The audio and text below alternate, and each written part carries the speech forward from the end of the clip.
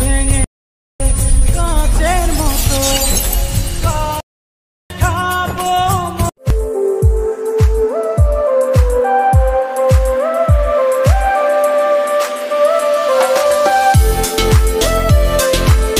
Guys, নতুন trending TikTok video স্বপ্ন ভেঙেছে কাচের মতো। তো আপনি হয়তো টিকটকের ফরিতে হয়তো এরকম ভিডিওগুলো হয়তো দেখেছেন, কিন্তু আপনি বানানোর চেষ্টা করতেছেন কিন্তু পারতেছেন না।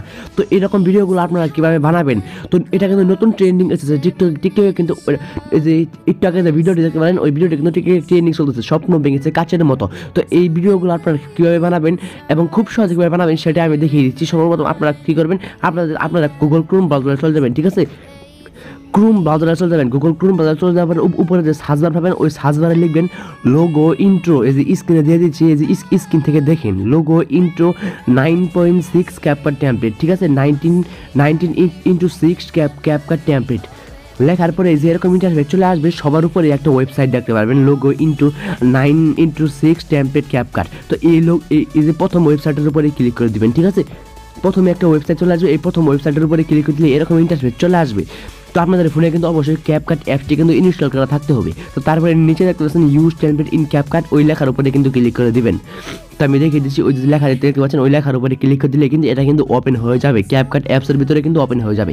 ওপেন হয়ে যাওয়ার পরে নিচে দেখতে পাচ্ছেন ইউজ টেমপ্লেট লেখা আছে, ওই ইউজ টেমপ্লেট লেখার উপরে কিন্তু ক্লিক করে দিবেন।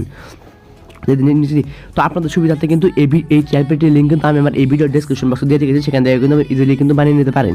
তো আপনারা এখানে দুটা ফটো দেবেন, ফটো দেওয়ার পরে নিচে থেকে অ্যারো অপশন, ওই অ্যারো অপশনে ক্লিক করে দিলে কিন্তু এটা অটোমেটিক কিন্তু মেক হয়ে যাবে। তারপরে এটা সেভ করবেন, সেভ করার জন্য উপরে দেখতে পাচ্ছেন এক্সপোর্ট অপশন, ওই এক্সপোর্ট অপশনের উপরে ক্লিক করবেন, এক্সপোর্ট অপশনে ক্লিক করবেন, ঠিক আছে? এক্সপোর্ট অপশনে এটা কিন্তু মেক হয়ে গেছে, দেখতে পাচ্ছেন কত সুন্দর হয়ে মেক হয়ে গেছে। তো এটা সেভ করে দেবেন, সেভ করার জন্য উপরে দেখতে পাচ্ছেন এক্সপোর্ট অপশন, এক্সপোর্ট অপশনে ক্লিক করে এক্সপোর্ট উইদাউট ওয়াটারমার্কে ক্লিক করে কিন্তু এটা সেভ হয়ে কিন্তু অটোমেটিকলি আপনার ফোনের গ্যালারিতে কিন্তু চলে যাবে। তো তারপরে এখানে কিন্তু একটা ব্যাকগ্রাউন্ড মিউজিক কিন্তু লাগানোর প্রয়োজন আছে, এখানে কিন্তু একটা ব্যাকগ্রাউন্ড মিউজিক লাগানোর প্রয়োজন আছে।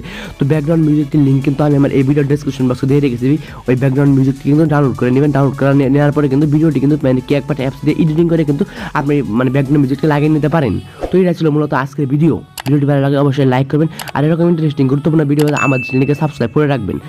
তো এরকম ভিডিও আমার চ্যানেলে আপলোড করা সেগুলো